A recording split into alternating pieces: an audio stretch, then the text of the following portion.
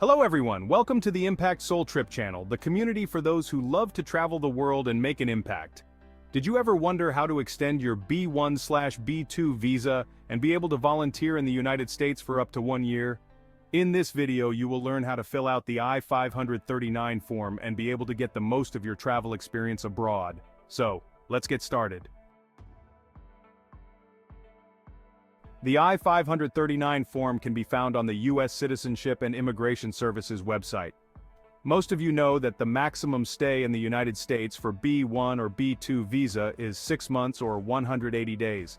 But if you got accepted to work as a paid volunteer for a full year of service, you will need to fill out the I-539 form and request 6 more months of staying.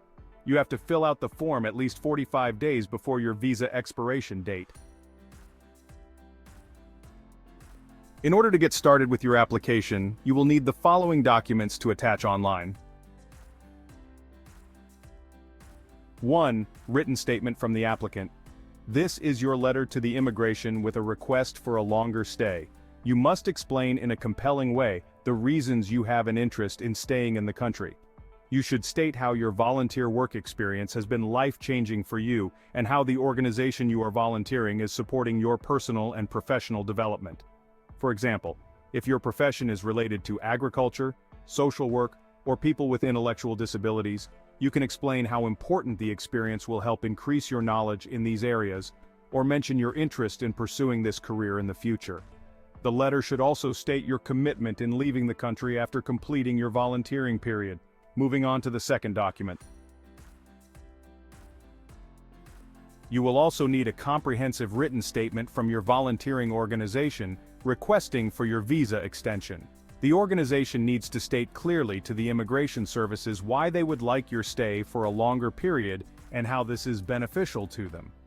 You don't need to worry because normally, the volunteering organizations accepting international volunteers have a professional in their office able to deal with all immigration issues, and they will give you the letter before your visa expires.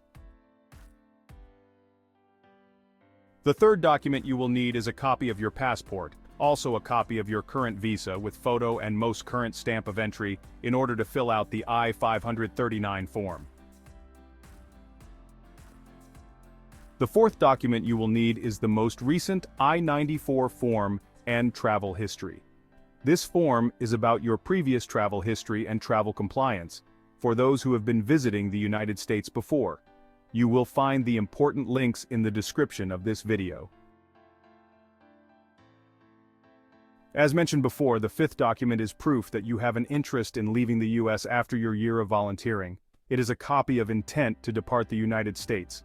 Many volunteers attach a copy of their ticket flight back to their home country or school enrollment, but it should be any other document that shows you have to be back home after a year. The sixth document is the employee pay stub. This document summarizes an employee's earnings and deductions for a specific pay period and will be given to you from your organization's financial manager. Wow, sounds like a lot, doesn't it? Don't stress yourself, as I am here to help you. I have been through the process and I know the feeling of being overwhelmed sometimes, but in the end, it was so worth it. The seventh document is your 3 months bank statements. These should be the most current and consecutive months. As a volunteer, you will be requested to open a bank account in order to receive your monthly stipend. Attaching these statements will prove to immigration that you are receiving money only from your volunteering organization and not making any extra money from external sources. The eighth document needed is the receipt of a payment fee of $420 updated today, as this amount can change any time. Your organization will take care of this payment for you, so you won't need to take from your monthly stipend or savings. Now you guys are ready to fill out the I-539 form and just wait for the immigration response.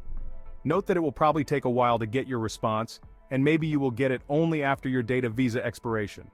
Also, there's no guarantee that your application for the extension will be successful. The U.S. Immigration Services are busy, and your role is just to make sure your request is in the right form before the expiration date, and includes all the information needed. Remember that filling your application in the wrong form may result in denial of your application. Impact Travels, I wish you good luck in your application. And if you like this video, please comment, share, and subscribe. Thanks for watching.